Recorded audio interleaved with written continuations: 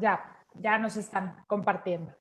Bueno, primero que nada, quisiera darles la bienvenida a esta sesión del programa de participación social de la Facultad de Enfermería y Nutrición, en donde hoy, pues, estamos muy contentas de que tenemos la participación de dos grandes exponentes.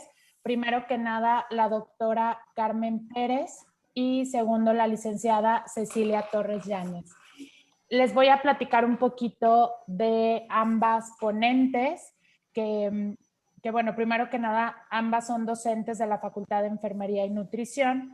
La doctora María del Carmen Pérez Rodríguez es licenciada en Enfermería por la Universidad Autónoma de San Luis Potosí, maestra en Ciencias de la Enfermería por la Universidad de Guanajuato y doctora en Ciencias de la Enfermería por la Universidad de Sao Paulo, Brasil. Actualmente se encuentra adscrita a la Facultad de Enfermería de la Universidad Autónoma de San Luis Potosí como profesora investigadora de tiempo completo, acreditada como investigador nivel 6. Es docente en la licenciatura en Enfermería y en la maestría en Salud Pública, impartiendo clases y como asesora de tesis. Es integrante del Cuerpo Académico Salud Poblacional, Políticas y Prácticas en Grupos Vulnerables. Es miembro del Sistema Nacional de Investigadores y fue galardonada en 2016 con el Premio Mérito a la Investigación otorgado por la FEMAFE. Cuenta con múltiples artículos publicados en diversas revistas nacionales e internacionales, además de capítulos de libro publicados en conjunto con otros autores.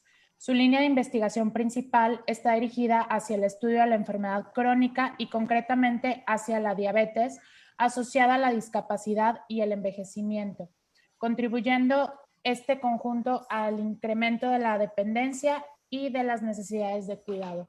Entonces, primero que nada, bueno, la doctora nos va a dar la primera parte de esta sesión y en segundo tendremos a la licenciada Cecilia Torres Yáñez, que como les comento, ella también es docente de la facultad. Ella es licenciada en nutrición por la Universidad Autónoma de San Luis Potosí, es educadora en diabetes por el Instituto de Posgrados y Ciencias, responsable de la Comisión de Educación del Colegio de Nutriólogos de San Luis Potosí, miembro de la Asociación Mexicana de Nutriólogos, responsable del Programa de Educación Continua de la Facultad de Enfermería y Nutrición, docente de la licenciatura en Nutrición desde el 2016 hasta la fecha. Se encuentra también en la parte de consultoría privada en nutrición desde el 2018, representante en el examen general para el egreso EGEL de la licenciatura en nutrición del Centro Nacional de Evaluación para la Educación Superior y es miembro de Academia de Ciclo de Vida, Academia Disciplinar Avanzada, Academia de Investigación y Academia Humano-Social. Entonces, les damos la bienvenida a nuestras ambas ponentes y daremos inicio a esta sesión con la aportación de la doctora Carmen Pérez. Ok, muy bien, muchas gracias, Moni. Voy a empezar intentando compartir pantalla. Ustedes me dicen si se ven, por favor. Listo. Sí, sí ya okay. Se ve más. Bueno, pues el tema de hoy es educación para la salud como herramienta clave para el cuidado de la diabetes. Bueno, vamos a iniciar primero. Pensé que debemos hablar un poquito de qué debemos saber o recordar de la diabetes, porque aunque la diabetes ya tiene mucho tiempo identificada y ya sabemos muchas cosas en relación a la diabetes, hay algunos componentes que no debemos olvidar. Entre ellos, lo primero es saber y entender que estamos hablando de una enfermedad crónica, ¿sí?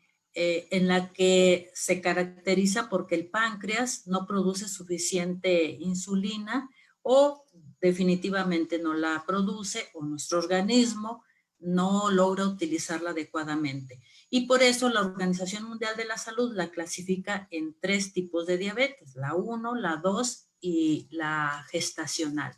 La 1, que la ubicamos más en jóvenes o en niños, y es cuando el páncreas no produce insulina.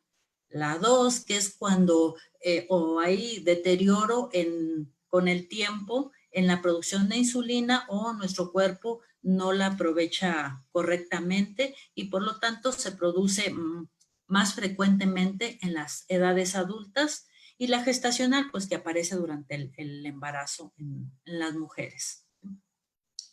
Aunque hay otras clasificaciones, la Organización Mundial de la Salud la clasifica en estos 3 tipos.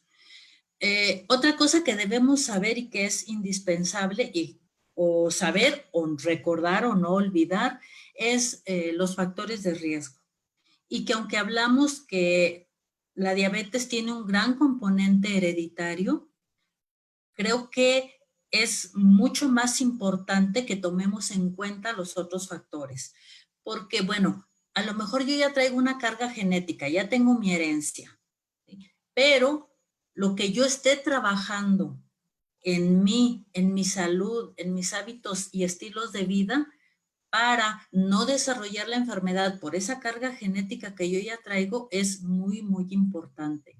Entonces, el estilo de vida con actividad física que yo realice, con el tipo de alimentación, con mis condiciones corporales en cuanto a la complexión, sobrepeso, obesidad, sobre todo una característica que tenemos mucho los mexicanos y que es la acumulación de grasa a nivel central, o sea, en el abdomen, y que esa es la que genera mayor resistencia a la insulina y por lo tanto se desarrolla mucho más fácil la diabetes. Entonces, si yo tengo en cuenta que si ya tengo un factor hereditario, debo trabajar en los otros factores en los que sí puedo controlar, eso va a disminuir mucho la probabilidad de que yo desarrolle diabetes. Ahora, si ya la desarrollé o ya la estoy desarrollando, es indispensable que la identifique a tiempo. Para ello, bueno, pues tenemos los signos y síntomas clásicos y tradicionales de la diabetes, ¿sí? Casi siempre hablamos de 3 polis, ¿verdad? Que es polifagia, polidipsia y poliuria. Entonces, los asociamos mucho de pronto a que si yo consumo mucha agua, pues me van a dar muchas ganas de orinar, ¿verdad? Habitualmente no los asocio, o por el tipo de síntomas que son, no los asocio directamente con una enfermedad. Cuando ya sabemos, cuando ya conocemos cómo se puede presentar la enfermedad, entonces puedo identificarlos más fácil, porque se nos hace como un poco ridículo ir al médico a decirle que es que yo tengo mucha sed. ¿Sí? Es un síntoma que no lo considero incluso a veces como un síntoma. ¿Sí? Otras características que debo agregar, por ejemplo, es la pérdida de peso. Estoy comiendo mucho, que es el otro poli, ¿sí? La polifagia, tengo mucha hambre. No lo identifica mi organismo como mi cabeza, como que es un síntoma de una enfermedad, hasta que yo los conozco como señales o como signos iniciales de la diabetes, porque después se presentan otros. Y la falta de energía, que es precisamente porque no se está aprovechando la azúcar o la glucosa que estoy consumiendo en producirse energía. Por lo tanto, voy a estar muy cansado. Los síntomas que se ven en esta diapositiva son de los clásicos tradicionales, pero la pérdida de peso va junta con el aumento del apetito. Y a veces hasta estamos muy contentos, ¿verdad? Porque estoy comiendo mucho y en vez de subir de peso, bajo. ¿Sí? Pero lo que no sé es que traigo la glucosa muy alta y aún no tengo otras manifestaciones por ese nivel de glucosa. Y como va subiendo poco a poco, el organismo se va habituando a traer cifras altas de glucosa hasta que llega un momento en el que ya es lo suficientemente alta como para que yo presente manifestaciones de otro tipo o manifestaciones graves. Pero cuando empiece con estas manifestaciones tengo que poner cuidado. Tengo que saber que cuando se presenta esto es que tengo que poner atención a ver cómo andan mis niveles de glucosa.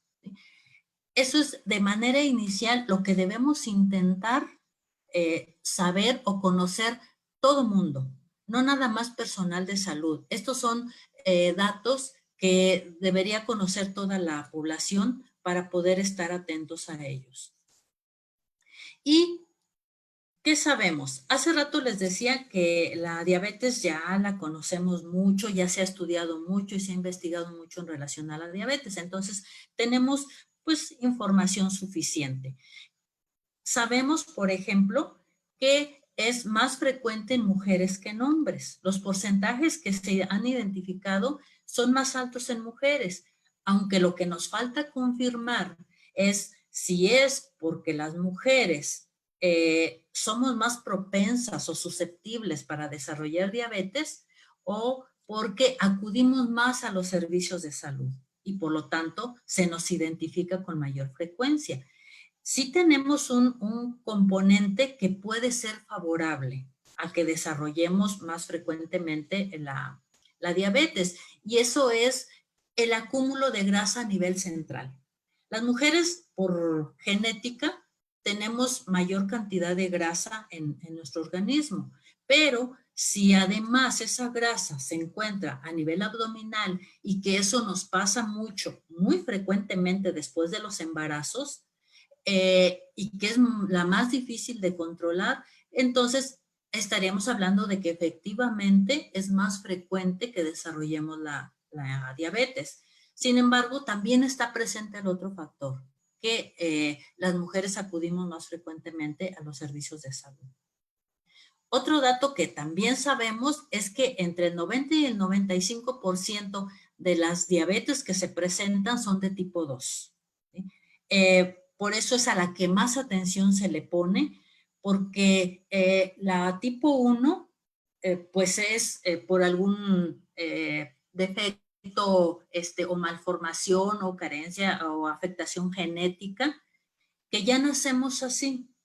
Pero la diabetes tipo 2 no, esa la desarrollamos con nuestros estilos de vida, con nuestros factores hereditarios y por eso además es mucha más cantidad de población, por eso se pone siempre más atención en la diabetes tipo 2, no porque la 1 no sea importante, ni la gestacional, pero los porcentajes son mucho menores. Luego, lo que decíamos hace rato, sus signos y síntomas pueden pasar desapercibidos, como no graves, porque si no me está saliendo sangre, si no me sale pus, si no tengo mucho dolor, pues como que no se consideran algunos síntomas muy importantes. Por eso tardamos más en acudir a la atención médica si estos síntomas no los consideramos graves. Y eso es importante, porque conforme duremos más tiempo con los niveles de glucosa altos, se van dañando muchos órganos de nuestro cuerpo.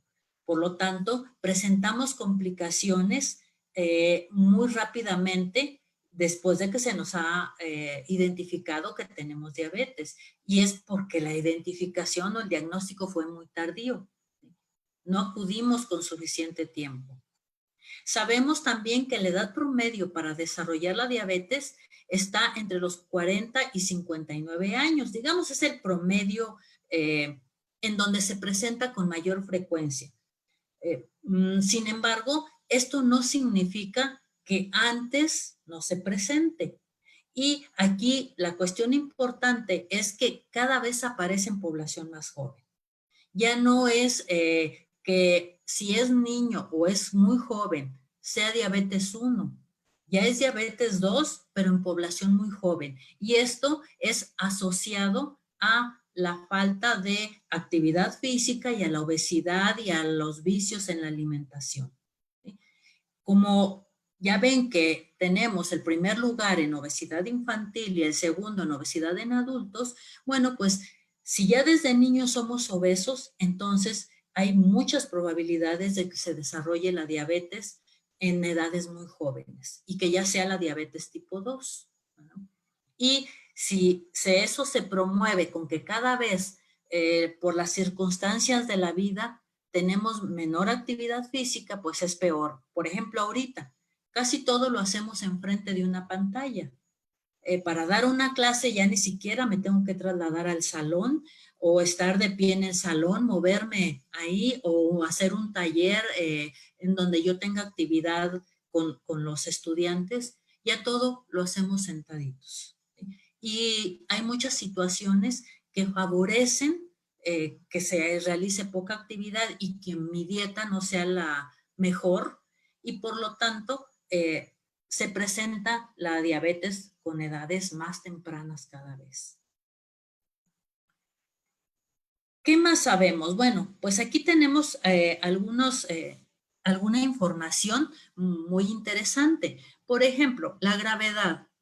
La gravedad de las enfermedades casi siempre la medimos con la mortalidad. Y a ese respecto, pues aquí tenemos a la diabetes, ¿sí? Que a nivel nacional, pues tenemos el segundo lugar, ¿verdad? Solo después de las enfermedades cardíacas y vasculares que están en primer lugar, pero en segundo lugar aparece la muerte por diabetes, ¿sí? Y ese es un dato muy importante que necesitamos tomar en cuenta. Sin embargo, no es el único dato que me da la gravedad. Otro dato es que se incrementa el riesgo de morir, como lo vemos en las estadísticas de mortalidad, es real. Si comparamos a una persona con diabetes a una persona sana o sin diabetes con algunos otros tipos de problemas que puede tener, se incrementa al doble el riesgo de morir. También a nivel mundial, en 2019 dejó 4.2 millones de muertes, ¿sí? Que es una cantidad muy alta. Otro dato importante es el gasto que se genera por la enfermedad, ¿sí? Aquí vemos en la imagen que el 34% del presupuesto para salud se lo lleva la diabetes. Y en nuestro país el gasto para 2019 fue de 8.835 millones de pesos. Y esto en el caso del sistema o del sector salud, porque está además el aporte que hace cada persona o su familia en relación a gastos adicionales. Y estamos hablando de que en nuestro país el 12% del presupuesto para salud se lo lleva solo diabetes. Además hay otros datos, ¿sí? Que nos dan la gravedad y que no solo es morir o gastar demasiado, sino la presencia de complicaciones, ¿sí? Son frecuentes las complicaciones y además son graves, son importantes. Por ejemplo, la última encuesta de nutrición, la ENSANUD, de nutrición y salud, la primera manifestación de complicación y de afectación que se reportó por diabetes fue en los ojos, a nivel visual, ¿sí? Y eso nos lleva a una ceguera o a una pérdida importante de la agudeza visual.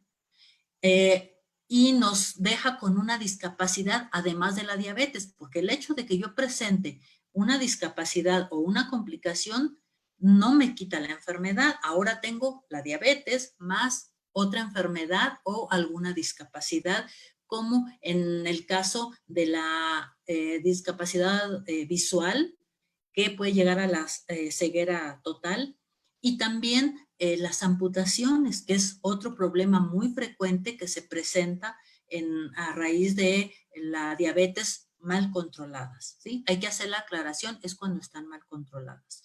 Y entonces, la gravedad no solo nos da las cifras de mortalidad, no solo es dada por las cifras de mortalidad, sino por otros datos que también son afectaciones a la situación personal y familiar.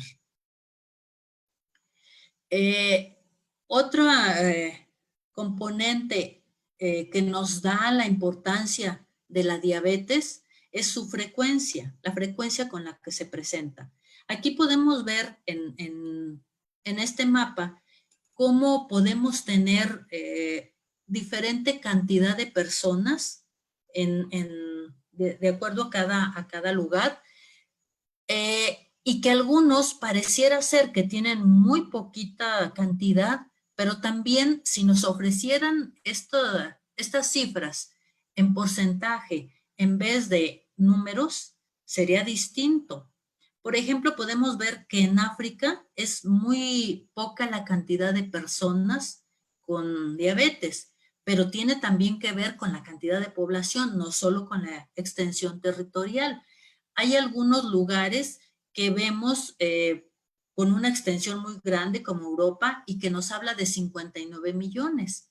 Ahora vean, en donde correspondemos nosotros o donde estamos ubicados, que es en Norteamérica y el Caribe, son 48 millones, pero en total a nivel mundial estamos hablando de 463 millones de personas con diabetes.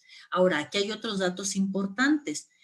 Para México, en 2018, se cuantificaron 8.6 millones de personas con diabetes, que representó el 10.3%. ¿Sí? Es gran cantidad de población y que se va agregando. En esta última, otra vez, encuesta nacional de nutrición y salud, se identificó que 12 de cada 100 personas están desarrollando diabetes. ¿Sí? Es así que se presupone que en unos años el 85% de las personas va a tener diabetes si es que no hacemos ninguna medida para resolver esta situación. ¿Sí?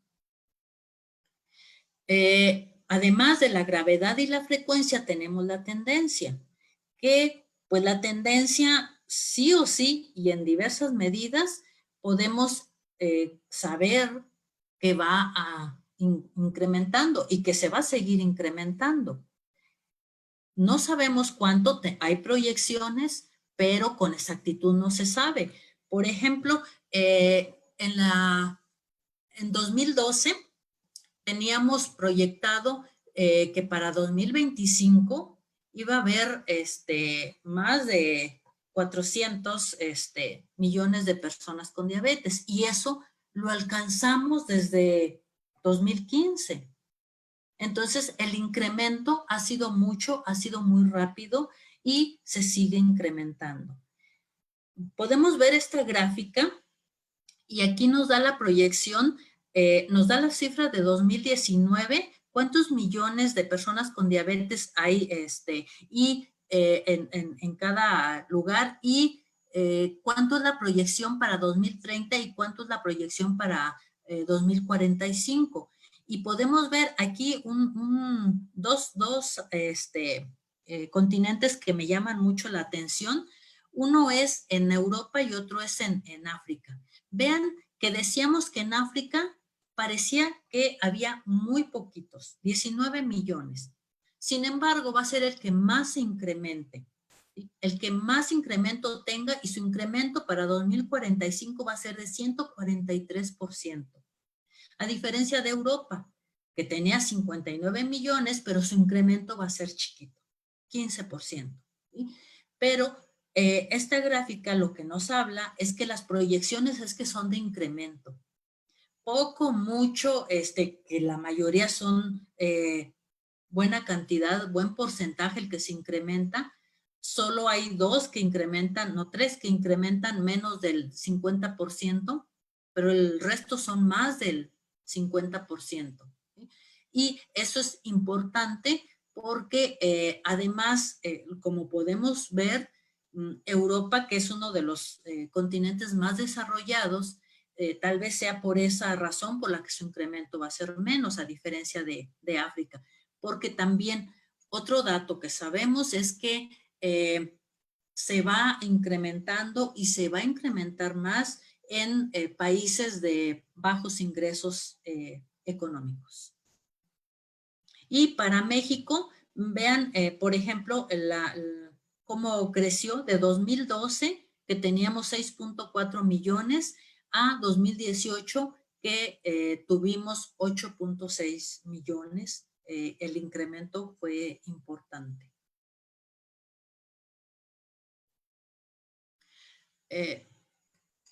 Además, es importante que conozcamos lo relacionado con la valoración. La valoración se refiere a qué tanta importancia le estamos dando al problema, ¿sí? A esta situación.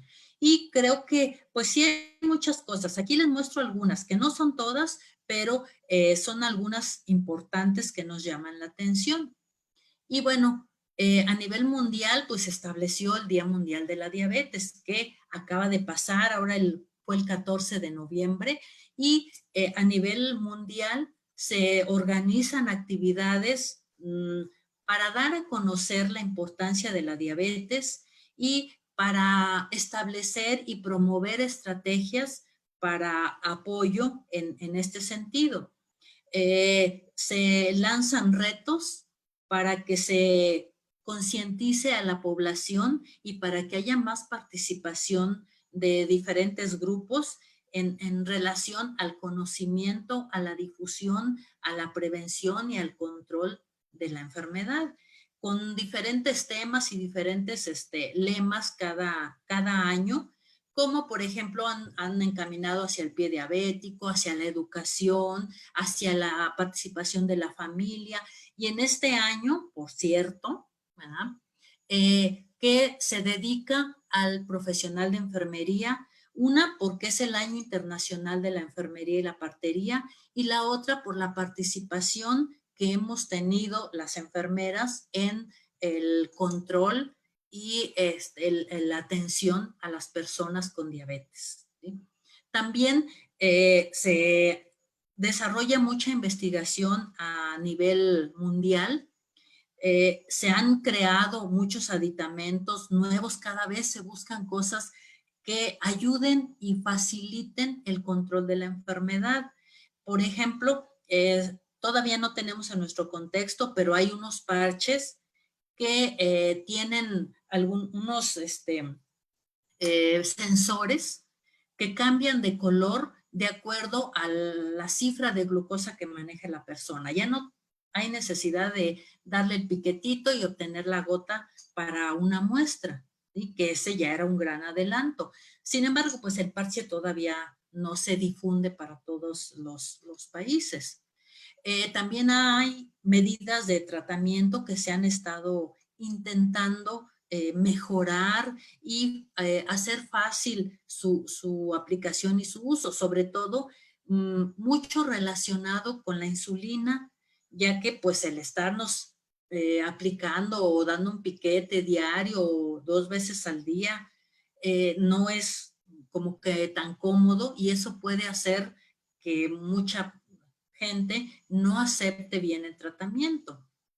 Entonces, pues ya ven que se ha generado pues, la insulina inhalada, se ha generado los dispositivos y las bombas de aplicación y dosificación de insulina, y además, bueno, los fármacos se han ido modificando un poco, pero se han generado y se han creado muchas cosas, además de otros conocimientos que se siguen evolucionando y se siguen perfeccionando. También a nivel nacional tenemos pues varias estrategias que se han intentado y que, por ejemplo, tenemos los grupos de ayuda mutua. En el Instituto Mexicano de Seguro Social pues están los Prevenims. En los grupos de ayuda mutua son más de la Secretaría de Salud, ¿verdad? Para el trabajo, la capacitación y el control de las personas con diabetes y con hipertensión. Los Prevenims son para intentar buscar y establecer medidas que nos ayuden a que no aparezca la enfermedad, es para población sana. El Diabetims, que es para el que ya desarrolló la enfermedad, y ahí lo habilitan, lo capacitan, le hablan sobre la enfermedad, sobre las medidas de prevención y el control de la enfermedad. el Prevenims, que es muy parecido al Preveniste, las UNEMES, que son unidades de especialidades médicas, y los MIDES, que son modelos de atención, en donde mucho de la población que acude a estas áreas son los que llamamos diabéticos de difícil control, porque ya sea por cuestiones orgánicas, ¿sí?, de propias de la persona, o por algunas otras situaciones externas del contexto, que tengan mucha dificultad para mantener el control de los niveles de glucosa, ¿sí? Y que aquí se atienden de manera multidisciplinaria, con profesionales de diferentes áreas, de nutrición, de psicología, de medicina, de enfermería, para que entre todos intenten buscar la mejor manera de que se controle esa enfermedad, ¿sí? Muchas veces hay estrategias muy buenas, sin embargo, en ocasiones lo que nos falla es la forma de operarlos, ¿sí? Es ahí donde está el problema, cómo los desarrollamos, cómo los implementamos, porque a veces es cuestiones de la persona profesional que está al frente de estos programas, o no profesional, porque no siempre tenemos profesionales al frente. Otras veces es cuestión de recurso económico, recurso material, recurso humano, de diferentes situaciones, pero muchas veces cómo operan estos programas es el problema. También hay norma oficial mexicana para el manejo, la prevención y el control de la diabetes, que deberíamos conocer todos los del área de la salud y intentar implementar las medidas y las recomendaciones que ahí nos ofrecen. Hay guías de práctica clínica que no solo son nacionales, también en otros países. Hay manuales, programas, publicaciones en revistas, incluso hay historietas para niños. Hay mucha información y acceso a información. Hay aplicaciones para los celulares que facilitan tanto para el profesional de la salud enseñar, como para la población poder llevar el control y saber cómo están sus niveles de glucosa, qué hacer ante determinadas situaciones, si los signos y síntomas que presenta son de alguna complicación. Hay muchas y múltiples aplicaciones gratuitas que podemos tener aquí. Yo aquí tengo las mías, que utilizo siempre, ¿sí?, y que podemos usar y recomendar a las personas para que utilicen, ¿sí? Específicamente en enfermería, para quienes trabajamos con población con diabetes, que nos toca casi a todos, tenemos diagnósticos de enfermería para a través de ellos implementar medidas que ayuden al control de la enfermedad o a la presencia de complicaciones. Como ven, en distintos ámbitos sí tenemos conciencia de que es un problema importante, pero les decía, a veces cómo operan los programas o cómo utilizamos lo que tenemos es la dificultad. Otra cuestión importante es la vulnerabilidad. La vulnerabilidad, que significa qué tanto puedo incidir en el problema, ¿sí? ¿Y qué tanto podemos incidir? Bastante. Podemos incidir bastante. Si nosotros pensamos en que la diabetes es un diagnóstico o consiste en una enfermedad que es incurable, pues sí, es incurable, pero no es incontrolable, ¿sí? Lo que sí debemos tener en cuenta es que se puede controlar la enfermedad, ¿sí? No me voy a curar, y eso es importante también que lo dejemos claro en la población. No se van a curar, pero sí se puede controlar la enfermedad, ¿sí? De tal manera que pueda yo llevar una vida prácticamente normal, ¿sí?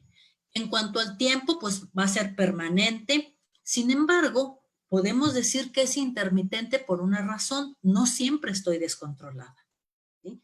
Va a haber momentos, ocasiones, periodos. Por ejemplo, ahora que viene Navidad, es un periodo crítico, porque por el tipo de alimentación, aunque se supone que este año tendría que ser distinto, porque no podemos reunirnos, no podemos ir a tantas fiestas, tiene que ser solamente muy bien delimitado y muy bien controlado, pues casi siempre a lo mejor no vamos a poder perdonar los tamales, los ponches, y eso hace que haya más descontrol en ciertas temporadas. Pero aunque es permanente, no siempre estoy descontrolado y por eso puedo hablar de que es intermitente. Mi calidad de vida puede ser muy buena si hago algunas modificaciones sencillas en mi estilo de vida. Luego, respecto a la funcionalidad, aunque hablamos de que es una enfermedad irreversible, ¿sí? Porque ya no voy a poder revertir lo que ya haya adquirido. Si ya se me complicó con problema en los ojos, con problema renal, con problema en los pies, ya me amputaron un pie, ya me afectó la circulación, ya me afectó a nivel cardíaco, ya es irreversible. Sin embargo, no debo centrarme en lo que ya no funciona, sino en que sigo teniendo muchas capacidades, incluso con o sin complicaciones. Si es sin complicaciones, mucho mejor. Las capacidades que yo pueda tener son todas, porque soy una persona integrada por muchos componentes, no solamente por un páncreas, ¿sí? Ni solamente a lo mejor por un pie o por un ojo, aunque tenga varias afectaciones, sigo teniendo muchas capacidades como persona integral que soy, ¿sí? Y en eso hay que centrarnos porque si no, perdemos la esperanza y perdemos la motivación en continuar con los tratamientos. Para esto, ¿sí? Para lograr esto, se necesitan recursos. Sin embargo, los recursos no me refiero exclusivamente al dinero, sino a los apoyos, ¿sí? El dinero no nos viene mal nunca, porque siempre nos ayuda para muchas cosas y para darnos tranquilidad de sobrevivir. Pero en estos casos, lo más importante son los apoyos. Apoyos de mi red familiar, de mi red de amigos, de mi contexto, de mi servicio de salud, de tener la posibilidad de, si tengo alguna dificultad, saber que hay una institución, un personal, un profesional que me pueda apoyar, que me pueda orientar, que me pueda decir qué tengo, qué hago, cómo lo revierto, cómo lo atiendo, cómo lo evito. Es muy importante que yo cuente con apoyos, pero de todo tipo. No solo nos referimos a apoyos económicos, sino apoyos de todo tipo, que participe la familia, porque es muy difícil para alguien que a lo mejor no puede comer abundantemente de todo y que los demás estén en esa circunstancia de que todos pueden comer y comen enfrente de mí y no respetan que a lo mejor yo no puedo comer de todo, ¿sí? Es muy complicado. Entonces, el apoyo de la familia, apoyo de los amigos, que si voy o salgo con amigos, no me digan, ay, es que qué delicado, es que ¿por qué no quieres comer? Es que nomás de chocante, ¿sí? Sino que entiendan que mi situación es distinta y que por lo tanto yo tengo que alimentarme y hacer algunas cosas distintas, ¿sí? Esa es una red de apoyo.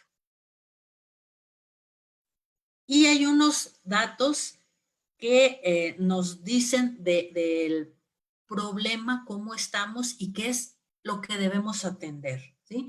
Más del 46% no están diagnosticados. Si tenemos una cantidad muy grande de personas con diagnóstico, hay casi la mitad de esas personas que ya tienen diagnóstico que son diabéticos y no saben, ¿sí?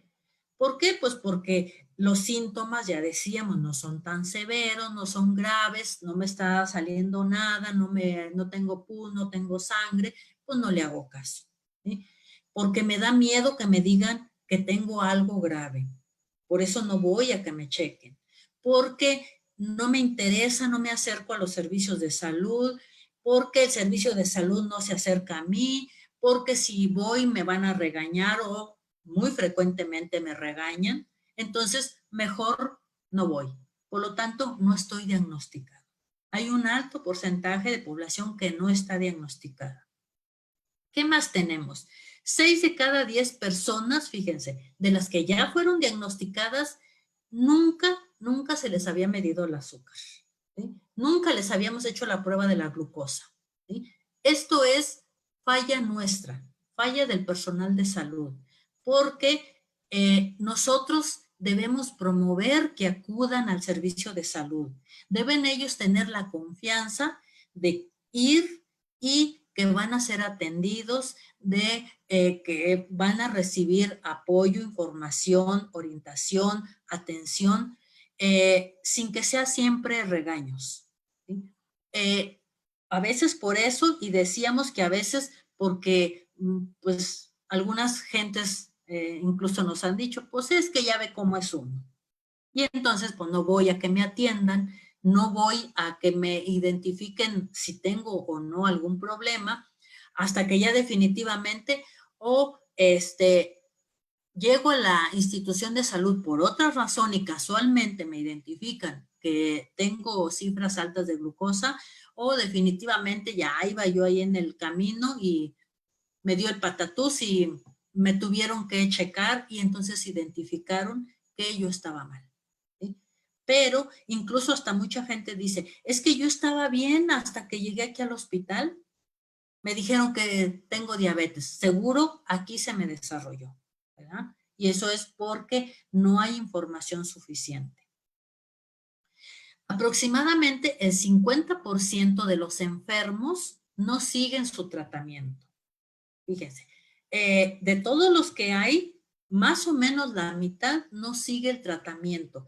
Y esto es importante porque si nosotros nos damos cuenta, la importancia del tratamiento es evitar la presencia de complicaciones, porque pues lo de menos es que se ande la glucosa ahí, pero anda dañando órganos, ¿sí? Entonces es importante. Y además, quienes sí siguen el tratamiento, ya está comprobadísimo que el tratamiento que siguen solo es el medicamento, pero el medicamento por sí solo no funciona lo suficiente como para el control de la enfermedad, ¿sí? Y este otro dato es muy importante. Vean cómo el 5.9% de todos los que son diabéticos son los únicos que están bien controlados. Todo el resto o está mal o muy mal controlado, ¿sí?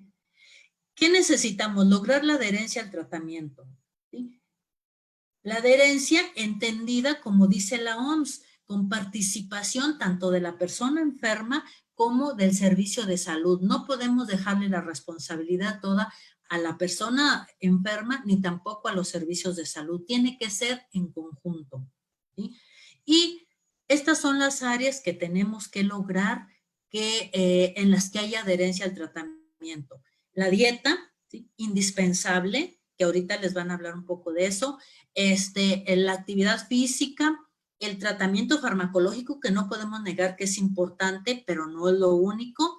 La automonitorización, que yo lleve el control de mi enfermedad, que controle el estrés, que también es muy importante, las consultas médicas con diferentes especialistas, que me chequen los ojos, que me chequen cómo ando del riñón, que me chequen cómo ando de los pies, cómo ando de los dientes, ¿sí?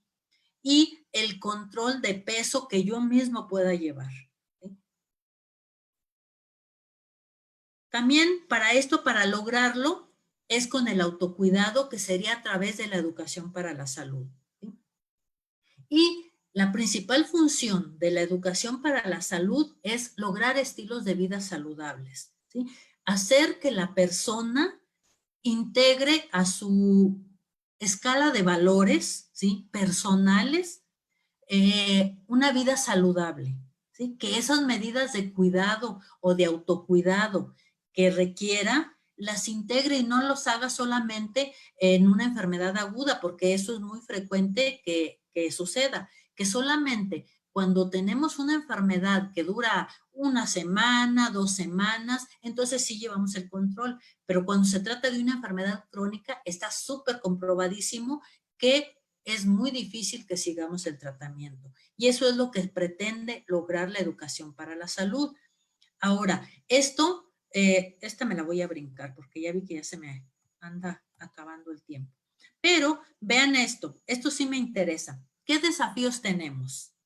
Una, aumentar la participación de nosotros y de la población, de los dos en conjunto, que nos comprometamos ambos a detener este fenómeno, esta vorágine que implica la diabetes.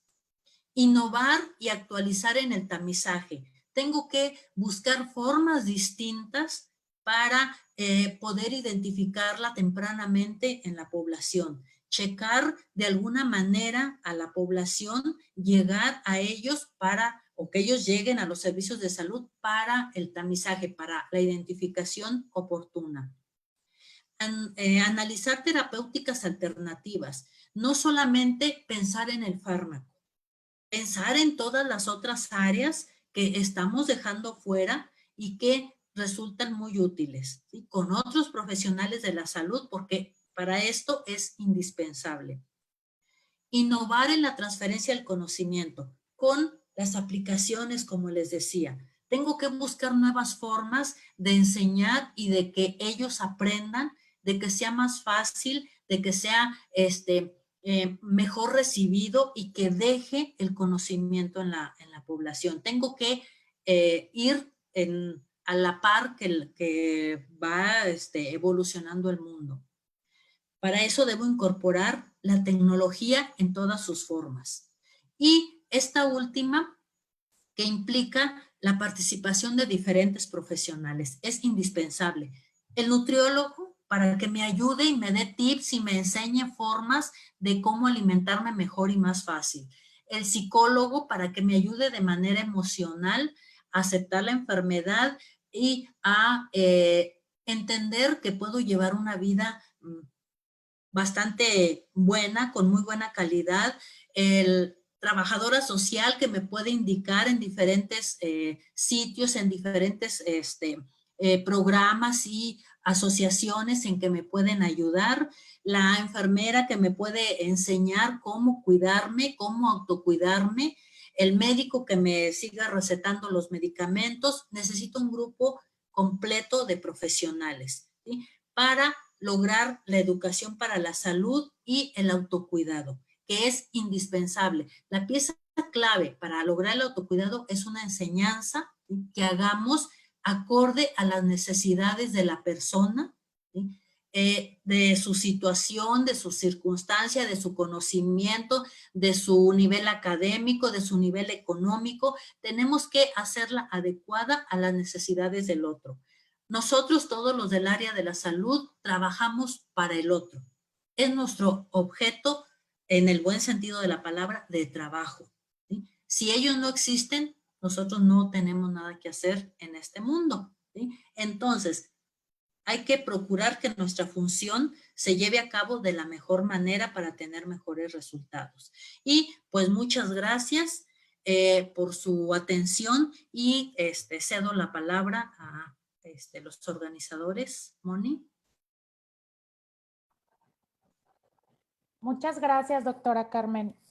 Creo que, bueno, ahorita se trataron puntos muy importantes y estoy segura que ahorita va a haber algunas preguntas, pero previo a eso, me gustaría darle, bueno, antes de entregar la constancia, me gustaría darle la palabra a la licenciada Cecilia Torres Yáñez para que ella nos pueda dar también el aporte desde la nutrición, que como ahorita lo mencionó doctora muy acertadamente, el trabajo multidisciplinario pues va a ser la diferencia. Creo que llevamos varios años en donde se han intentado hacer cambios y se han intentado hacer intervenciones a partir de cada una de las trincheras y vemos que pues no ha funcionado. Entonces, en este momento el sumar va a ser algo sumamente importante. Entonces, cedo la palabra a la licenciada en nutrición Cecilia Torres Yáñez, que nos dé su aportación y pasaremos después a la parte de preguntas y respuestas. Gracias, Moni. Pues bueno, primero quisiera agradecer la invitación para hablar de un tema que me encanta, que es la diabetes. Y continuando con la segunda parte de la sesión, que es educación para la salud, herramienta clave en el autocuidado en diabetes, pues bien lo mencionaba la doctora Carmen, que bueno, la sesión la estamos haciendo en el marco del Día Mundial de la Diabetes, que fue el pasado 14 de noviembre. Y quiero aprovechar para hacer un reconocimiento al personal de enfermería, porque efectivamente marca la diferencia, recordando que al menos 1 de cada 2 pacientes con diabetes no están diagnosticados y que hasta el 80% de los casos puede ser prevenible. Por cuestiones de tiempo, únicamente fijé 3 objetivos para esta sesión. Los voy a ir leyendo conforme avancemos durante la sesión. Y pues bueno, ¿por qué es un reto hablar de diabetes? Aquí yo utilicé un buscador al que todos tenemos acceso y vean, el resultado es 437 millones de resultados en 0.8 segundos. El problema aquí está en saber de esos 437 millones qué funciona y qué no funciona. Si yo todavía limpio o trato de limpiar un poquito más esa búsqueda, es decir, yo googleé tal cual alimentación en diabetes, vean los resultados, son casi 7 millones, ¿de acuerdo? Por eso es que el primer objetivo que estoy planteando es reconocer al nutriólogo como el profesional de salud que brindará planes de alimentación para personas que viven con esta condición. Quiero hacer un paréntesis porque no estoy excluyendo al resto de los profesionales de la salud. Lo que sí tenemos que tener muy en claro es que la persona que me brinde recomendaciones sobre mi alimentación debió de haber llevado una formación en diabetes. Pero bueno, finalmente nosotros como nutriólogos, el objetivo que tenemos con los pacientes que viven con esta condición es el ayudarles a mejorar esas cifras de glucosa. ¿Por qué? Porque muchas veces creemos que la dieta para vivir con diabetes es dejar el chocolate, los dulces, las tortillas, el refresco e incluso la fruta, ¿sí? ¿Qué pasa aquí? Que si yo suspendo estos alimentos, muchos de los pacientes continúan teniendo cifras elevadas de glucosa. Entonces, tenemos que hacer una búsqueda sobre cuál es el motivo por el que las cifras no pueden ser controladas. ¿Cómo le hago? Pues bueno, acercándose a los profesionales de la salud, ¿de acuerdo? Aquí yo les estoy proyectando unas guías a las que quienes nos dedicamos a ver o atender a pacientes con diabetes, tenemos que estar leyendo o capacitándonos al menos cada año, cada 6 meses. Y aquí me gustaría hacer un paréntesis porque la Asociación de Educadores en Diabetes en el 2019 hizo un cambio en su nombre y mudó hacia la Asociación de Especialistas en Diabetes. ¿Por qué les platico esto? Pues porque quiero que entiendan que la diabetes es una ciencia. Y bueno, ¿qué hago si tengo diabetes? El personal de salud que me atienda deberá de capacitarme en estos 7 comportamientos. Esta es una lámina que les estoy proyectando de la Secretaría de Salud de Yucatán, en donde podemos ver que no únicamente es comer saludable, sino que el paciente tiene que comprender cómo debe de realizar las cifras de automonitoreo, recomendaciones para hacer actividad física, cómo puedo reducir los riesgos, es decir, cómo reviso mis pies, cada cuánto debo de visitar a los especialistas, seguir el tratamiento adecuado y no únicamente seguirlo, sino que el paciente lo pueda comprender. Afrontar retos cotidianos, es decir, si manejo una cifra de glucosa muy alta o muy baja, ¿qué tengo que hacer? Y finalmente, mantener una actitud positiva y buscar apoyo, porque bien lo decía la doctora Carmen, el padecer diabetes es prácticamente un duelo ante la pérdida de la salud Y hay evidencia científica suficiente que nos ayuda y nos dice que el paciente que vive con diabetes tiene cierta predisposición a desarrollar posiblemente ansiedad, depresión. Entonces, es importante que nosotros mantengamos todo el equipo multidisciplinar cercano. Ok, pasando al segundo objetivo. Mi segundo objetivo es desmitificar las creencias erróneas más comunes en torno a la diabetes. Si yo me pusiera a hablar sobre los mitos y las creencias de la diabetes, no acabamos hoy. Entonces, traté de focalizarlas mucho hacia la alimentación. Y la primera que tengo aquí es, ¿beber café disminuye el efecto de la insulina? Es verdadero. Entonces, ustedes me dirán, bueno, tengo que eliminar el consumo de café. La realidad es que únicamente disminuye el 15% del efecto de la insulina. Entonces, sin problema, podemos incluir al café en nuestra dieta de manera diaria. Lo que sí es que tenemos que brindar atención hacia la preparación de ese café. Por ejemplo, si yo le añado azúcar, crema, edulcorantes o piloncillo, pues obviamente tanto consumo de azúcar va a afectar mis cifras de control glucémico. ¿De acuerdo? Aquí hago otro paréntesis en el que les quiero comentar que estos edulcorantes que nos los venden como si fueran muy saludables, la desventaja que tienen es que dejan un resabor muy amargo. Entonces, quienes los comercializan para tratar de disminuir ese sabor amargo, lo que hacen es añadirles azúcar. Entonces, ojo, porque nosotros los podemos estar consumiendo como si fueran edulcorantes libres, es decir, sin calorías y sin azúcar, pero la realidad es que sí llevan al menos un 70% de azúcar. El segundo mito que les quiero platicar es, no debo de consumir frutas si vivo con diabetes. Obviamente es falso. Por favor, antes de sacrificar cualquier alimento, dejen hasta el último las frutas. Primero intentemos dejar ultraprocesados, refresco, pero nunca hay que sacrificar el grupo de las frutas. ¿Por qué? Porque este grupo de alimentos es el único que nos provee de vitaminas y minerales, a excepción de la vitamina D y la vitamina B12, que sí la producimos de manera intrínseca, pero más adelante vamos a revisar algunas estrategias para que el consumir fruta no sea un factor de temor a elevar las cifras de glucosa. Entonces, claro que se pueden agregar frutas a nuestra dieta diaria. Y el tercero es, ¿la herbolaria cura la diabetes?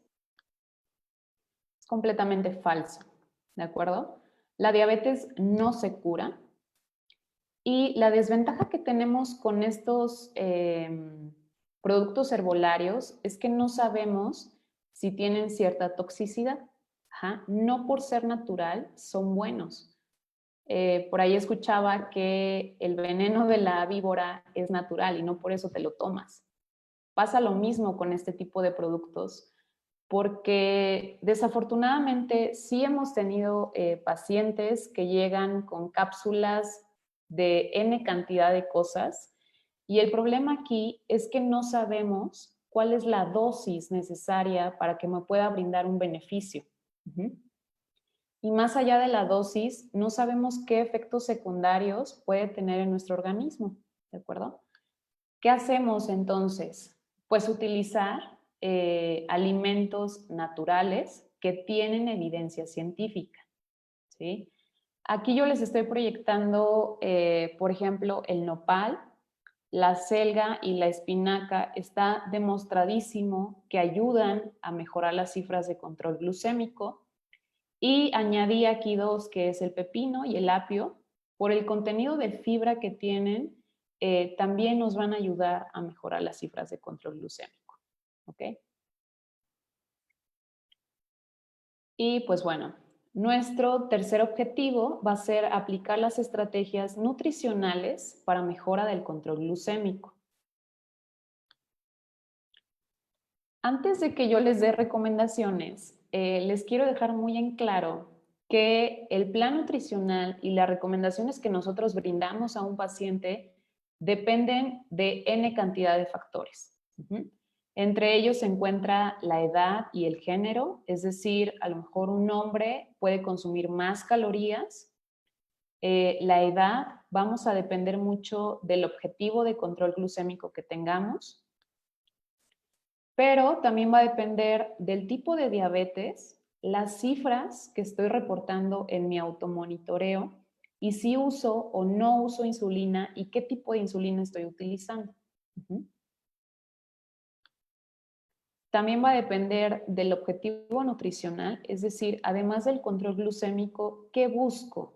Busco disminuir trastornos gastrointestinales, busco mejorar mi peso, busco mejorar la composición corporal.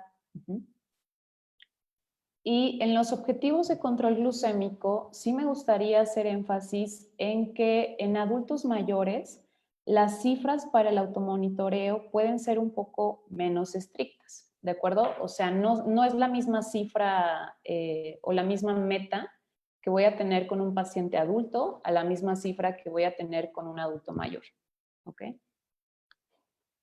Y también va a depender mucho de la presencia de complicaciones.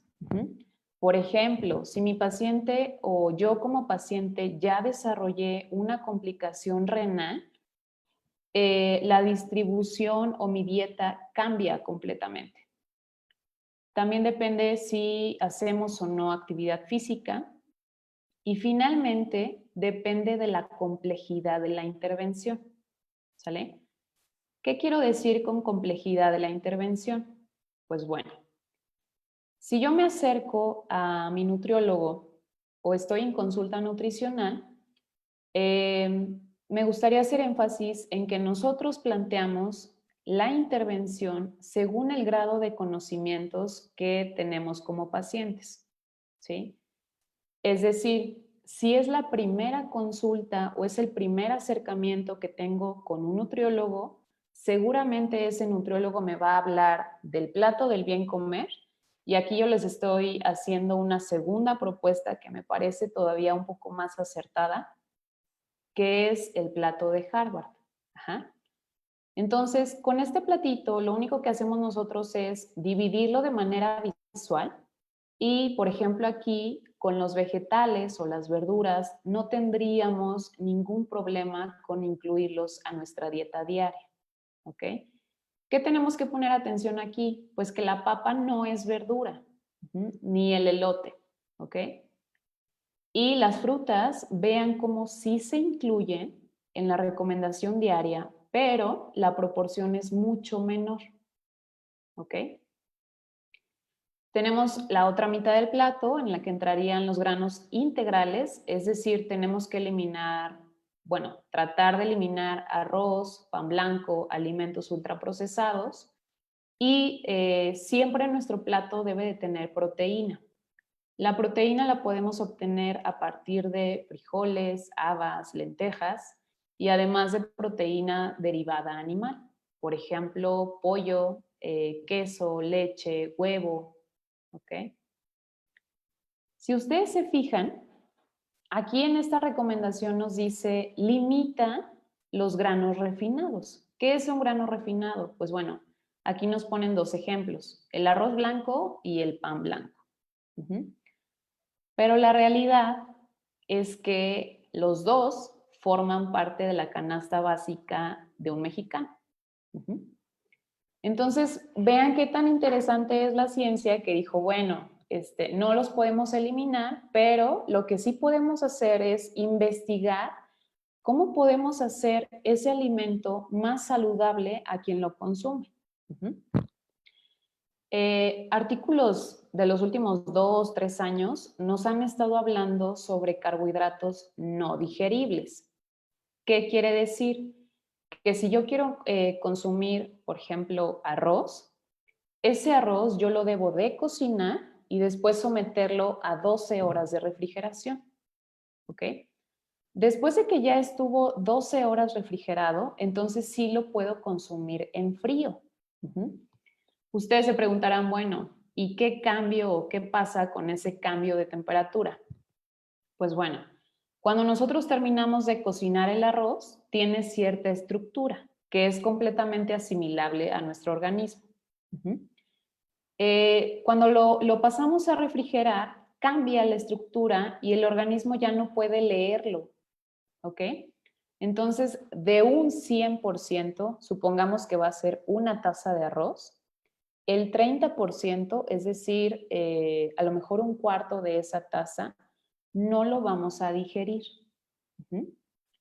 Ojo aquí, porque en ningún momento estoy diciendo que el consumo de arroz va a ser libre o lo podemos incrementar. No. ¿Qué va a pasar con ese 30% restante? Se queda en nuestro intestino y va a ser alimento para nuestra microbiota intestinal. ¿Ok?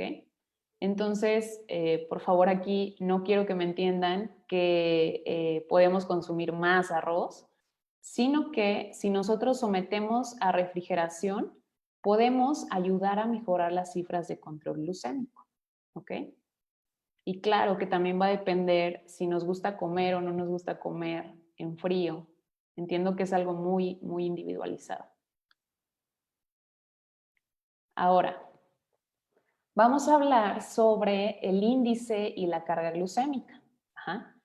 El índice y la carga tuvieron una temporada en la que fueron como bastante polémicos, pero la realidad es que no los hemos podido eliminar porque son útiles. ¿Ok? ¿Qué es el índice o qué es la carga glucémica? Pues bueno, si yo tengo diabetes o incluso hasta si no la tengo, mi objetivo es que mis cifras de glucosa no oscilen tanto en el día. ¿Ok? ¿Qué pasa cuando consumo un alimento con elevado índice o con elevada carga glucémica? Si ustedes se fijan, lo que va a pasar con mi glucosa es que se dispara o se sale de mis cifras de control. ¿Ok? Entonces, vamos a explicar un poquito mejor qué es el índice y qué es la carga glucémica. ¿De acuerdo? El índice mide la calidad del alimento. Por ejemplo, si yo me como una manzana, esa manzana, ¿cuánta glucosa va a subir después de consumirla? Y la carga glucémica es la cantidad del alimento. Es decir, una manzana, ¿cuánta insulina necesita para metabolizar toda la glucosa que lleva ese alimento? Y el índice y la carga tienen clasificaciones. Aquí yo se las estoy poniendo, ¿sale? Y también les anexo aquí una liga en el que ustedes se pueden meter y encuentran el índice y la carga de todos los alimentos, ¿ok? Sin embargo, yo entiendo que es muy tedioso y se vuelve muy complicado estar checando el índice y la carga de todo lo que voy a consumir. Entonces, aquí les voy a mostrar un ejemplo en el que, no sé, si ustedes googlearon o buscaron el índice y la carga glucémica de la sandía, pues vamos a tener casos muy excepcionales, por ejemplo en el que la sandía tiene un elevado índice glucémico. ¿Qué quiere decir? Pues bueno, que si yo como una taza de sandía, pues efectivamente va a subir la glucosa. Y luego acá yo reviso la carga glucémica y veo que la carga glucémica es de bajo. Entonces quiere decir que sí va a subir la glucosa, pero no necesita tanta insulina para metabolizar ese azúcar. Entonces, a lo mejor hasta aquí los tengo conflictuados y me van a decir, Ceci, qué flojera, o sea, yo no voy a revisar alimento por alimento.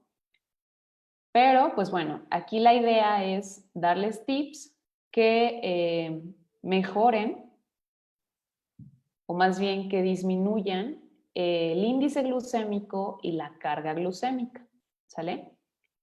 Antes de iniciar, me gustaría hacer énfasis en que estas recomendaciones son para quien vive o quien no vive con diabetes, ¿de acuerdo? Son útiles en toda la población. El primero sería verificar el grado de procesamiento de los alimentos, ¿ok? Por ejemplo, tengo que evitar los alimentos ultraprocesados. ¿Qué es un ultraprocesado? Que tiene más de 12 a 15 ingredientes o que en el proceso de crear ese alimento eliminaron toda la fibra. Por ejemplo, pan blanco, harina. Ese es uno. El segundo tip que les quiero dar es evitar, bueno, más bien, si vives con diabetes, hay que evitar consumir las frutas muy maduras. Por ejemplo, se me ocurre un plátano ya cuando está oscuro, hay que evitar consumirlo porque se eleva la carga glucémica y el índice glucémico. ¿Ok? En cuanto a preparación culinaria, tenemos que evitar preparaciones tipo puré. ¿Por qué? Porque estamos eliminando toda la fibra. Y recuerden que la fibra nos ayuda a controlar nuestras cifras. ¿Ok? Si yo quiero consumir pasta, espagueti o cualquier otro tipo de harina, lo ideal es cocinarla al dente. Es decir, que nosotros en el centro podamos ver todavía un puntito blanco, porque eso también disminuye el índice glucémico. Y además debemos de procurar no recocer los alimentos, ¿ok? ¿Por qué? Porque si ustedes recuerdan, el proceso de cocción vuelve a algunos alimentos más dulces. Aquí les pongo dos ejemplos muy claros, que es la zanahoria y el betabel. Entonces, en medida de lo posible, debemos de consumir los alimentos en crudo y con cáscara. ¿Por qué? Pues porque esa cáscara nos va a ayudar a mejorar el control glucémico. ¿Ok? ¿Qué otra cosa puedo hacer? Combinar los nutrientes. ¿Qué quiero decir con combinar los nutrientes?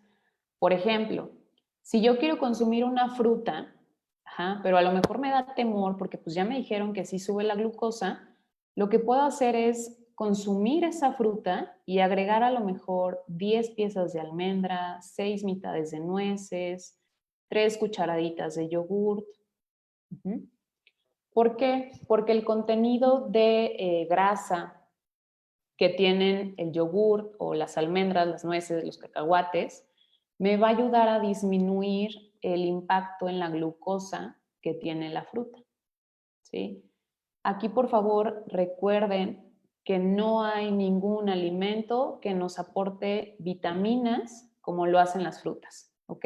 Por eso no las debemos de sacrificar. La otra es el conteo de hidratos de carbono. ¿Se acuerdan que ahorita yo les platicaba sobre la primera consulta? Es muy seguro que mi nutriólogo me hable de un plato del bien comer. Pero si yo estoy en la cuarta o en la sexta consulta, mi nutriólogo tiene que desarrollar en mí habilidades para que yo pueda identificar qué alimentos tienen carbohidratos. Es algo como un nivel avanzado, pero en lo personal he tenido la oportunidad de aplicarlo en algunos pacientes y sí ha funcionado. Y pues bueno, otro tip sería la lectura de etiquetas.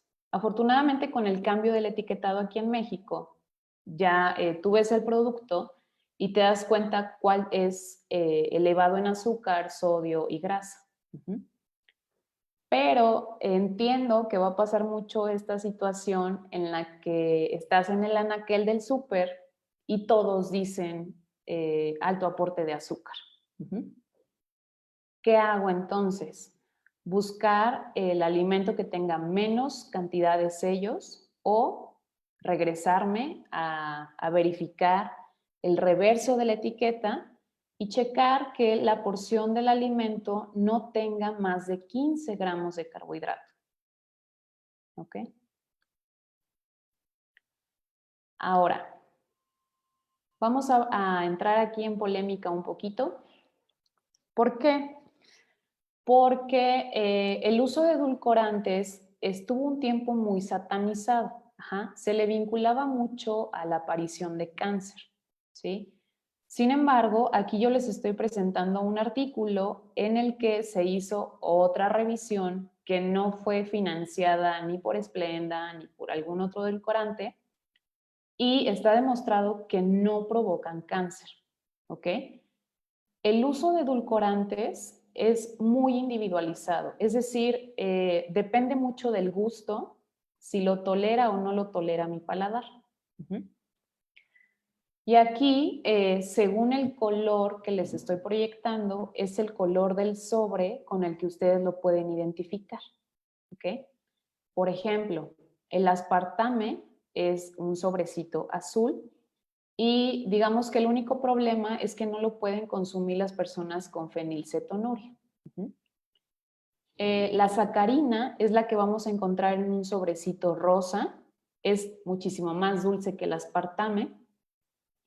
Y la sucralosa, que es el que encontramos en un sobrecito amarillo, digamos que la ventaja que tiene la sucralosa es que tolera altas temperaturas. Entonces, si tú le añades sucralosa a tu café, no va a cambiar el sabor.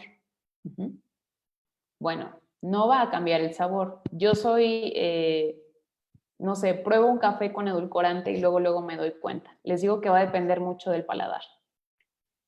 El uso de stevia casi siempre viene en un sobrecito verde y era lo que les comentaba aquí. Como tiene un sabor muy amargo, generalmente lo combinan con azúcar de mesa para tratar de disminuir ese resabor. Y finalmente, y yo creo que es el más nuevo, es un extracto de fruta del monje. ¿Ok? Este extracto es el más natural, apenas salió al mercado, yo creo que hace un año y poquito. Pero bueno, sí me gustaría mencionar que no provocan cáncer y sin embargo sí pueden mejorar el control glucémico e incluso ayudarnos a disminuir la ingesta de calorías que yo tengo en el día. ¿Ok? Es muy individual si los quieres utilizar o si prefieres dejar de endulzar los alimentos. La verdad es que es cuestión de costumbre. Y bueno, para finalizar, les voy a platicar un poquito sobre la suplementación que debe tener un paciente que vive con diabetes. ¿Ok? La primera es el ácido ascórbico, es mejor conocido como vitamina C. Aquí yo les estoy poniendo la recomendación que teóricamente deberíamos de consumir en un día. Pero la evidencia, es decir, la ciencia nos dice, ¿sabes qué? Tiene que consumir al menos 1 gramo a 3 gramos de vitamina C para que pueda tener un efecto. ¿En qué nos ayuda la vitamina C? Ya hay estudios que la relacionan con la reducción de la hemoglobina glucosilada. ¿Ok? Otro suplemento que tenemos aquí es el omega 3. El omega 3 principalmente es antiinflamatorio y aquí nos ayuda mucho con el control lipídico, es decir, disminuye colesterol LDL y aumenta el colesterol HDL, que es mejor conocido como colesterol bueno. ¿Ok? Aquí nada más quiero hacer una mención en que el suplemento de omega 3 no va a tener utilidad si yo estoy acostumbrado a tener una dieta muy alta en ultraprocesados. ¿De acuerdo? Entonces, aquí sí tenemos que valorar muy bien si me va a ser útil o si no me va a ser útil. El tercer suplemento del que les quiero platicar son los probióticos y los prebióticos. Cuando una persona vive con diabetes, ocurre una disbiosis. ¿Qué es una disbiosis? Pues bueno, que en el intestino las bacterias que habitan ahí ya no están generando las funciones que deberían. Con esta disbiosis, a mí me afecta porque afecta mi control glucémico. ¿ok? Entonces, puedo suplementar probióticos y prebióticos, sí se puede. Lo ideal es que previo a esto hagamos una desparasitación. Y bueno, aquí el cuarto sería la vitamina D. La vitamina D tuvo un boom con esto del COVID y vean aquí cómo la recomendación para mexicanos es muy baja. Es de 1000 a 2000 unidades al día. Sin embargo, vamos a encontrar otras recomendaciones que van hasta las 10,000 unidades al día. ¿Ok? La cifra que yo aquí les estoy mencionando es la que ya demostró que tiene beneficios, pero aquí sí es importante hacer énfasis en que si no se tiene una deficiencia de vitamina D, difícilmente podamos tener un beneficio a partir de ella. ¿Ok? Y finalmente, el gluconato de zinc. Aquí en México, abajito les estoy poniendo la referencia en la que estoy utilizando la ingesta diaria recomendada. Se supone que máximo deberíamos de manejar cifras de 40 miligramos al día, ¿ok? Y vean la recomendación o los estudios que se han hecho van hasta 60 miligramos al día. La ventaja del zinc es que este zinc viene a ayudar a la vitamina C. Entonces, pues digamos que aquí va a ser muy individualizado si yo como paciente lo requiero o no. Yo creo que primero podríamos priorizar al menos la suplementación de estos 3 de acá arriba. ¿Ok? Y pues bueno, si tengo aquí colegas, se van a dar cuenta o no me van a dejar mentir que la suplementación en diabetes es muy variable, muy variable. ¿Por qué? Porque podíamos hablar también de vitamina B12, sobre todo si mi paciente utiliza o yo como paciente utilizo metformina, de vitamina B9 o ácido fólico. Si yo como paciente tengo cifras de presión arterial muy elevadas, el ácido fólico nos ayuda a disminuir la homocisteína. La homocisteína es un derivado del metabolismo que tiende a incrementar las cifras de presión arterial. Y pues bueno, nos falta hablar también de algunos otros minerales, como es el cromo o como es el selenio. Sin embargo, traté de priorizar pues los que ya tienen un poquito más de evidencia y que sabemos que sí funcionan. Y pues bueno, aquí les dejo una frase del padre de la educación en diabetes, en el que dice: cualquier tratamiento será una pérdida de tiempo y dinero hasta que el paciente se le capacite a fondo para atender su propio caso. Aquí yo invitaría, si tenemos a profesionales de la salud tomando la sesión, que migremos la atención hacia centrarla al paciente. ¿Qué necesita mi paciente el día que está acudiendo a consulta conmigo? ¿Ok? ¿Cómo le puedo ayudar y cómo le puedo capacitar para que al momento en el que salga del consultorio, él pueda aprender a vivir con esta condición? ¿Ok? Y pues bueno, sería todo. Espero que les haya sido de utilidad y estoy al pendiente aquí de sus preguntas.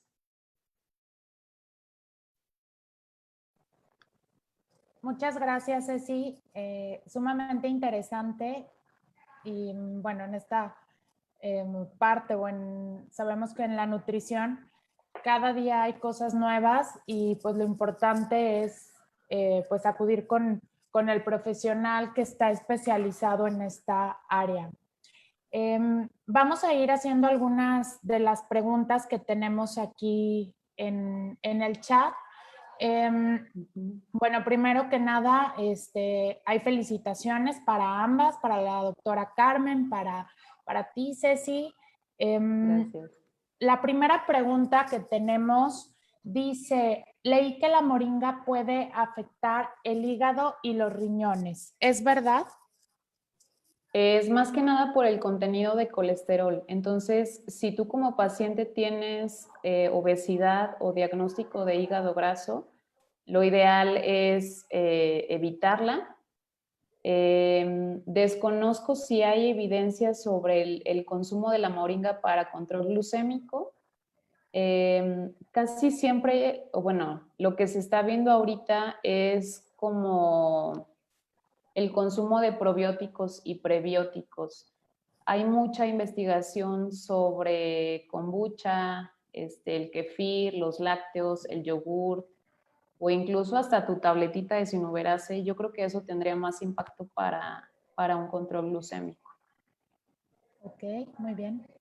Sí, doctora Carmen. Sí, de hecho se usa muy comúnmente la moringa para el control de la diabetes. Tiene efecto hipoglucemiante. Aquí el asunto es la cantidad, porque al ser algo natural, es un té que se puede tomar las hojas así, cortarlas. Puedo tener yo mi plantita de moringa y cortarle las hojas y hacer mi té. Se toma como de agua de uso. Sin embargo, depende de la finalidad con la que la usemos, porque sirve para varias cosas, es la cantidad que se debe tomar. Es recomendable que para el control de la diabetes solo sea un vasito diario. Entonces, si excedemos la cantidad, es cuando se empieza a presentar complicaciones o efectos secundarios. Entre ellos ya sabemos que cualquier cosa que consumamos, sobre todo tratándose de medicamentos o de este tipo de cosas, van a ser procesadas en el hígado. Entonces, si nos excedemos en la cantidad, sí va a afectar al hígado, va a afectar al riñón. Requiere, no es inmediato, requiere tiempo de consumo, pero se requiere la dosis, la cantidad adecuada, ¿sí? Para que no haya esos efectos secundarios negativos. Gracias a ambas. Nos preguntan, ¿dónde podemos conseguir la vitamina D de 4,000 unidades? Porque debido a la contingencia se encuentra agotada, o cómo podemos llegar a esa cantidad de unidades mediante la alimentación. Bueno, de vitamina D casi siempre es a través de lácteos, huevo, y como les mencionaba ahorita, no tiene mucha utilidad si no hay una deficiencia. Sí hay un desabasto, porque a partir de esto del COVID, todo el mundo se empezó a suplementar, pero justamente fue la semana pasada, me parece, platicábamos con otra ponente y la distribuyen también en Amazon. De hecho, ya hay abasto en San Luis, Ceci, y bueno, para la persona que preguntó, ya en la mayoría de las farmacias especializadas, la gran mayoría de los pacientes que tenemos con suplementación de vitamina D están encontrando. Sí hubo un desabasto bastante fuerte junto con la vitamina C. Y bueno, también hay una serie de artículos y de revisiones que hablan justamente del buscar si hay o no correlación con COVID, precisamente por toda esta cuestión del desabasto, pero ya en cualquier farmacia de especialidades se encuentran la vitamina D de 4,000 unidades o incluso en gotas, que son 400 unidades por gota. Muy bien, muchas gracias a las tres que nos apoyaron. Bueno, preguntan, ¿pueden poner por favor el teléfono de la nutrióloga Cecilia? Creo que lo compartiste al final de la presentación, entonces yo creo que nos puedes compartir tu presentación. Sí. Esta pregunta, bueno, no la podría responder la doctora Carmen.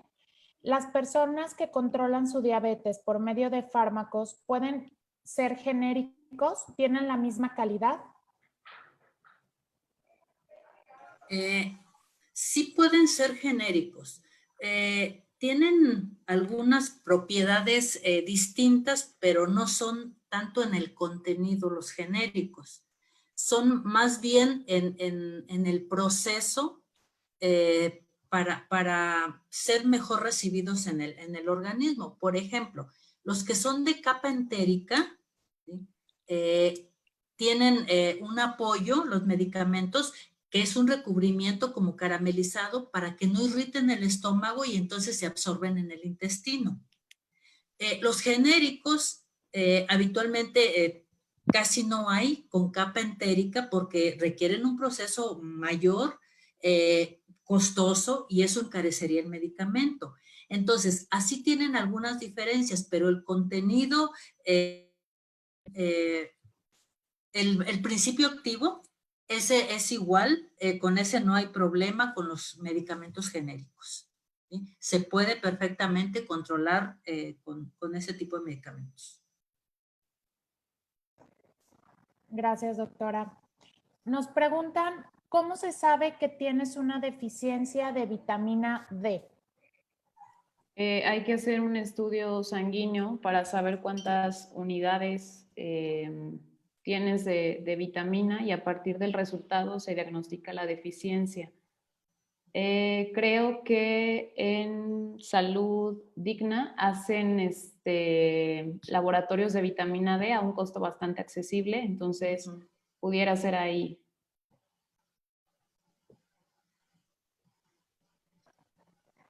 Gracias. Nos preguntan si los alimentos verdes, el jengibre, el ajo, el extracto de ginseng y el jugo de betabel con zanahoria pueden afectar a un paciente con glomerulonefritis. Pues ahí tendríamos que ver también el consumo de líquidos. Hay que revisar las cifras de control glucémico. ¿Qué más será? Betabel, pues a lo mejor control de presión arterial. ¿Qué otra cosa era, Moni? Ginseng, Jengibre, ajo. jengibre, ajo. Pues digamos que son antiinflamatorios, son naturales, entonces no hay problema. Pero yo creo que ahí sí tendríamos que ver la hidratación del paciente. Es muy conocido lo del ajo, las maravillas del ajo. Muy bien. Nos preguntan si bueno, aquí nos dan una marca que se llama Probiolog IBS, que se ayuda al control de diabetes. Me imagino que también son probióticos. Sí, si es probiótico, sí va a ayudar. Nada más ahí retomar la recomendación de primero desparasitar y ya después comenzar con la suplementación de probióticos. Nos comentan que también hay desabasto de reducción sin azúcar, que si existe algún otro producto similar.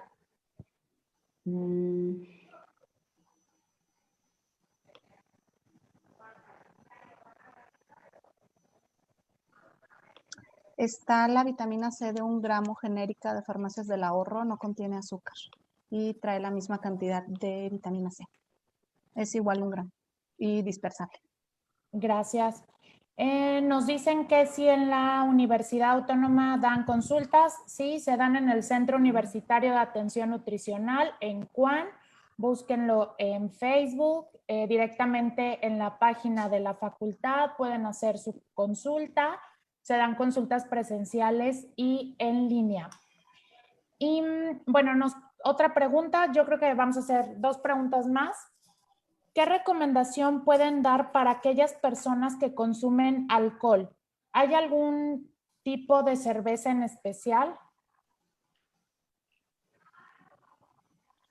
Bueno, el alcohol lo que hace es que bloquea al hígado y ya no permite que el hígado siga secretando glucosa para mantener nuestras cifras en parámetros. Entonces, pues a lo mejor ahí sería no consumirlo sin haber antes comido algo. No hay como cerveza o consumo de alcohol ideal, pero pues a lo mejor pudiera ser estas que son bajas en calorías, no cuidar las proporciones. Yo creo que ya. Pues sí, de los males el menor, ¿verdad? La sí, moderación. Pues, no. Moderar. Bueno, aquí tenemos otra que nos dice, ¿qué hacer cuando una persona con diabetes maneja su nivel de glucosa arriba de los 400 miligramos por decilitro, no lleva un control en su salud, tiene el apoyo necesario, pero la persona no acepta su situación actual? Pues mira, yo creo que aquí lo primero, hay que trabajar entrando a lo multidisciplinario, por el área de la aceptación de la enfermedad, ¿sí? Porque el no aceptarla es como decir aquí no pasa nada, no tengo nada y seguir con la vida y hábitos y costumbres de siempre.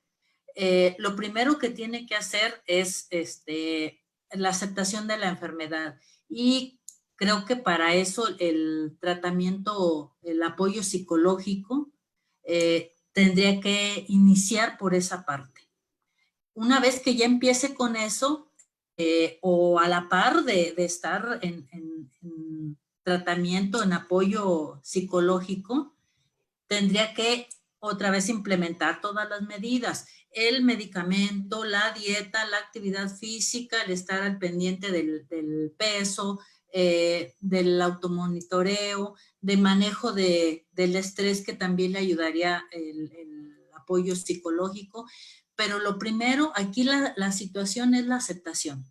Es el problema o la dificultad prioritaria y es lo que primero tendría que resolver para poder implementar las otras medidas, porque en tanto no acepte que hay un problema y que se tiene que abordar ese problema, ¿sí?, va a estar muy complicado que la situación se modifique. Y como aquí se requiere la participación de la persona, entonces por eso, si fuera algo o alguien en una condición en la que se le pudiera, otro tuviera que hacerse cargo, ahí no habría problema, ¿sí? Porque si el otro lo entiende, estaría bien, pero tiene que ser la misma persona. Por lo tanto, hay que empezar por ahí. En las UNEMs dan ese apoyo de grupo de profesionales para que atiendan todas las áreas. Y esa sería la primera recomendación, creo. Muchas gracias. Sí, seguimos aquí con mucho interés de las personas. Para los que nos preguntan sobre la presentación, sobre la grabación de esta sesión, lo encuentran directamente en la página de Facebook de la Facultad de Enfermería y Nutrición. Ahí se queda la grabación y pueden estarla revisando con toda la información tan importante que nos dieron ambas ponentes. Y bueno, tenemos esta pregunta que dice, ¿el pepino se consume con cáscara y el apio completo o solo el tallo? Puede ser completo los dos, no hay ningún problema. Al contrario, es mejor. Muy bien. Y nuestra última pregunta, ¿alguna cepa específica en probióticos que ayude al control de la glucosa? No hay como tal una cepa que se identifique para control glucémico. Lo que sí les recomendaría revisar es si el paciente empezó ya con un declive de su función renal, sí hay cepas que incrementan la exposición de los azuados, urea. Entonces, yo creo que va más por ese lado a identificar una cepa para control glucémico. Más bien, quizás checar ahí alguna contraindicación. Gracias. Pues bueno, antes que la maestra Karina Arriaga, que ella, bueno, es la responsable del Centro Universitario de Atención Nutricional, haga la entrega de forma virtual de ambas constancias para nuestras ponentes, quisiera agradecer la participación de la doctora Carmen, de la maestra Cecilia. Considero que este es un tema que nos podría dar para hablar y poder estar aquí horas, y que lo importante es tener personal de la salud especializado y preocupado por las personas que tengan alguna enfermedad crónico-degenerativa. Entonces, les agradezco a ambas por brindarnos este tiempo, estoy segura que, bueno, puede haber algunas otras preguntas que se las pueden mandar ya sea directamente a sus correos electrónicos, y estoy segura que ambas podrán apoyarlos. Y pues pues, muy agradecida y también muy agradecida con el servicio de videoconferencias de la universidad por apoyarnos en toda la realización, con el equipo de la Facultad de Enfermería y Nutrición, que nos permite, bueno, llevar a cabo estos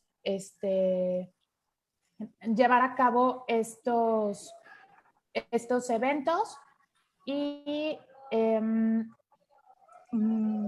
¿me pones de host, Moni? No me permite compartir para poderles presentar la pantalla, por favor.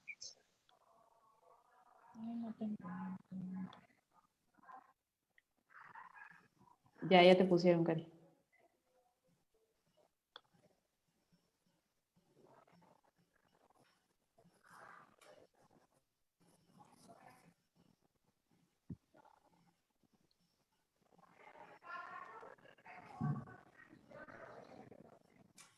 Muy bien, pues bueno, en nombre de la Universidad Autónoma de San Luis Potosí y a través de la Facultad de Enfermería y Nutrición, quisiéramos otorgar el presente reconocimiento a la doctora Carmen Pérez Rodríguez por su participación como ponente en la sesión Educación para la Salud, herramienta clave para el autocuidado en diabetes, realizada el 26 de noviembre del 2020 con una duración aproximada de 1 hora y en el marco del programa de la participación social de la facultad. Siempre autónoma por mi patria educaré, y bueno, firma nuestro director, el maestro Luis Antonio Martínez, y nuestra secretaria de vinculación, la maestra Mónica Lucía Acebo. Doctora Carmen, muchísimas gracias por su participación, por toda esta aportación sabemos que es un tema súper amplio, que tenemos un bagaje muy amplio y que podríamos pasar mucho tiempo platicando al respecto, pero todos estos puntos tan importantes y tan clave que compartió con nosotros, de verdad lo agradecemos y lo apreciamos muchísimo. Muchísimas gracias por su tiempo. Gracias por la invitación.